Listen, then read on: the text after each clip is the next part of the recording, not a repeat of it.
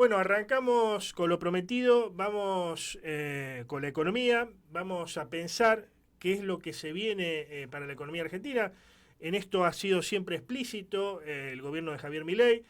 Somos liberales libertarios, para profundizar el término, somos el primer gobierno libertario de la historia de la humanidad.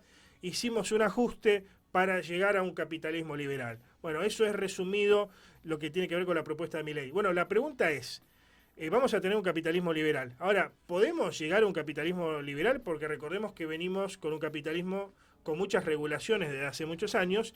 Y la pregunta seguida de esto es, ¿podemos tener un capitalismo liberal con inclusión social? ¿O donde buena parte de la gente no mire el partido desde afuera?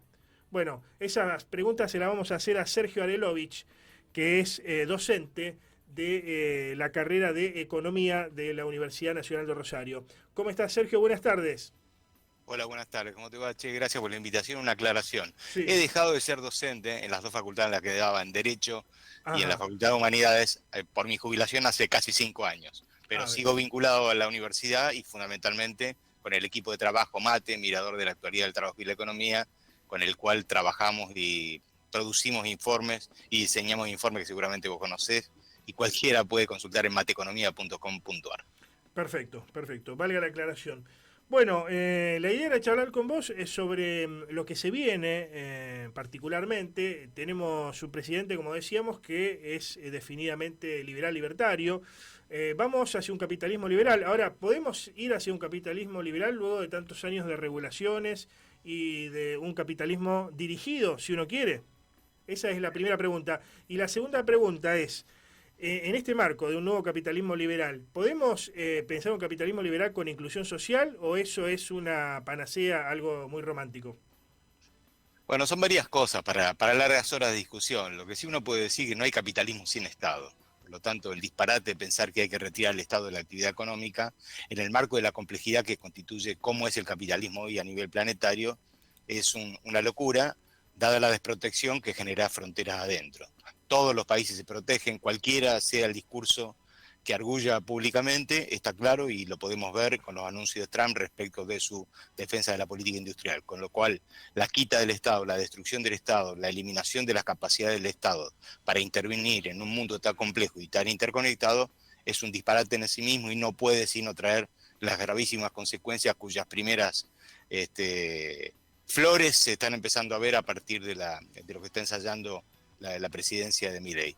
Y además hay que decir que es mentira de la ausencia regulatoria porque basta con abrir todos los días el boletín oficial y mirar el conjunto de normas que el gobierno nacional está publicando, por supuesto de la mano de la permisibilidad que le otorga el decreto 70, que todavía no fue tratado por diputados porque está durmiendo la siesta, ni la Corte tampoco se expresó. Y digo, solo basta con leer el boletín oficial para mirar el conjunto de regulaciones o el cambio en el tipo de regulaciones. Hay cosas que se desregulan y hay cosas que se regulan o se regulan más fuertemente que antes, ¿no?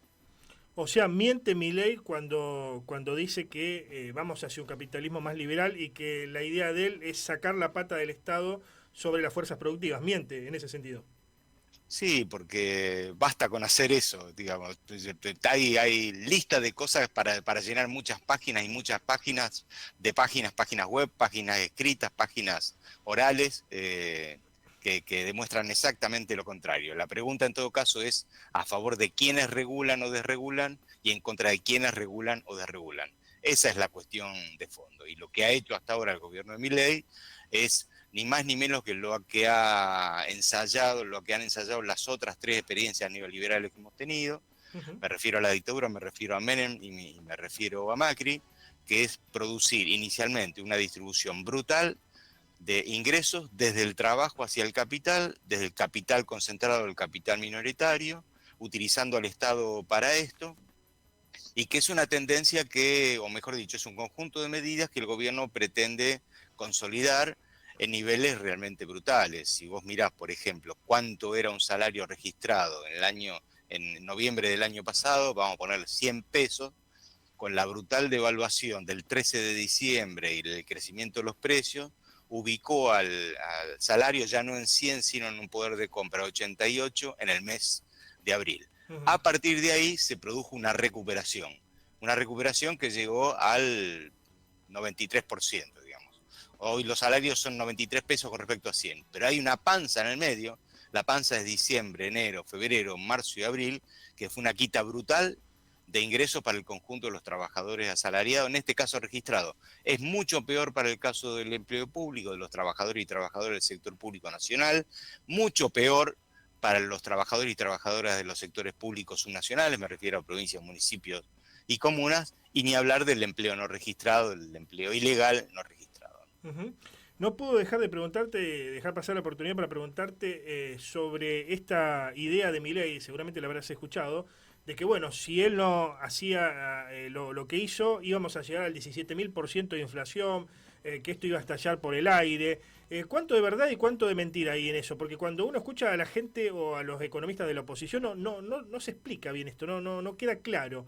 ¿Íbamos a llegar al 17.000% de inflación si seguíamos con un modelo como el que tenía el peronismo, el kirchnerismo, como se llama el gobierno de Alberto Fernández, o no?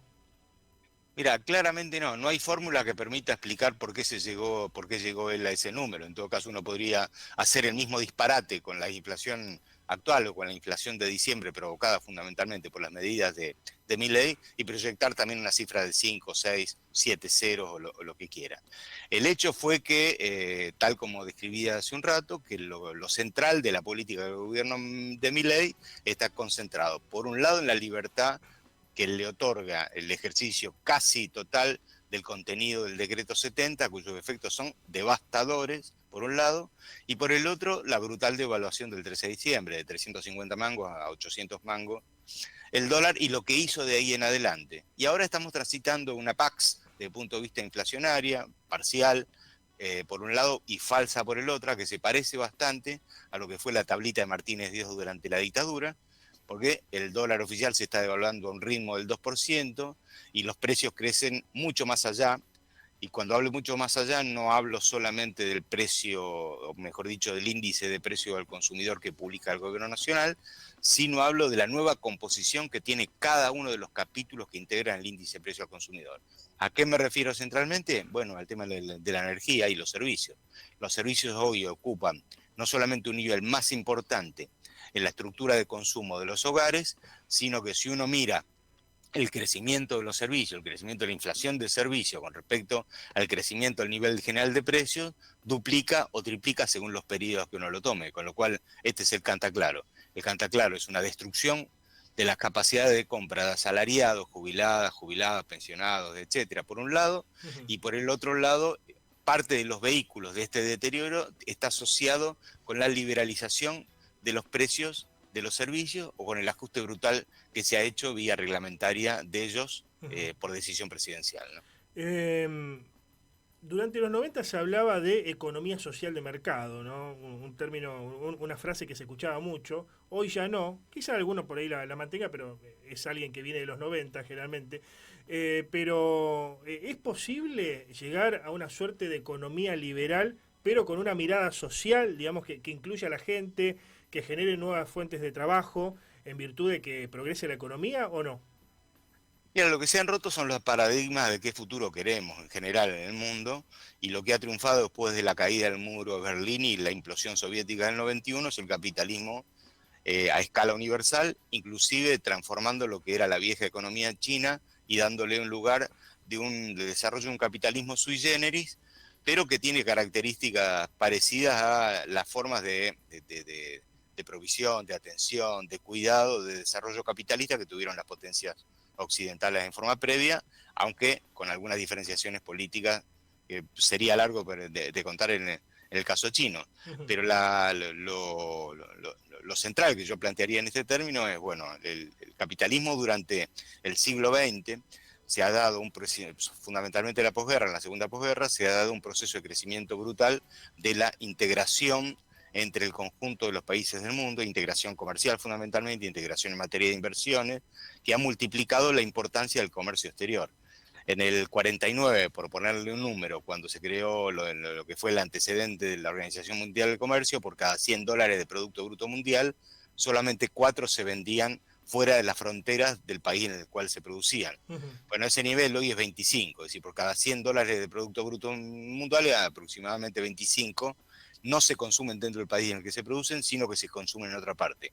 Con la característica que además, en buena medida, esto forma parte de partes de productos finales, en donde el producto final es la resultante de haber circulado por varios países del mundo. Esta es la economía que vivimos, esta es la economía frente a la cual hay que dar respuesta, el disparate el gobierno de Milei, desconociendo las características en base a las cuales se desarrolla el capitalismo, nos pone en un proceso de destrucción posible muy alto, fundamentalmente de la industria, como consecuencia de la falta de cobertura de lo que son las experiencias locales, con independencia de las discusiones sobre el tema de la sostenibilidad, que sería otro capítulo a discutir, Ujú. en un mundo tan competitivo y en un mundo que se quiere comer todo, ¿no? Y lo Bien. vamos a ver ahora con las primeras medidas de la política de Trump, y también lo estamos viendo con las políticas de China, y voy a decir algo políticamente incorrecto. Mirá, en el año 70 la soja en la Argentina no existía. La soja hoy es parte principal de la explicación del ingreso de divisa como consecuencia de la exportación. Ujú. ¿Qué quiere decir? ¿Que esto se va a mantener en el futuro? Y nadie lo sabe. Nadie sabe si la soja va a seguir su futuro en la Argentina o no. Por lo tanto, una política de desarrollo industrial que se base exclusivamente en un monocultivo, como es el crecimiento de la soja, y lesione severamente las posibilidades de exportación de otro conjunto de áreas de actividad, bueno, nos somete en forma accesoria a situaciones de crisis en función de lo que está pasando en el mundo. Bien. Yo digo que el capítulo agropecuario es muy Ujú. importante, por Ujú. eso pongo y digo lo políticamente incorrecto respecto de la soja, porque nadie sabe qué es lo que va a pasar en el futuro, y Ujú. si uno mira los volúmenes de producción de soja con respecto, en todo caso con excepción del año pasado, fruto Ujú. de la sequía, no ve grandes crecimientos proporcionales. Y además el impacto que ha provocado en la Argentina la política de Milei con su política cambiaria de congelamiento, de retraso del precio del dólar oficial por un lado, que no se ataja con el dólar blend en las exportaciones, pero sumado a eso, todo el reclamo de los productores agropecuarios en referencia al conjunto de costos disparados que le han alterado su estructura de costos, hace pensar para el año que viene que de sostenerse esta política cambiaria va a ser muy dificultoso para muchos productores agropecuarios que no tienen suelo propio, sino que alquilan, va a ser muy, muy difícil sostener estos niveles de actividad. Inclusive hasta yo dudo de si efectivamente Bien. van a terminar sembrando para esto, ¿no? Gracias por este contacto, Sergio. Gracias a vos. Adiós.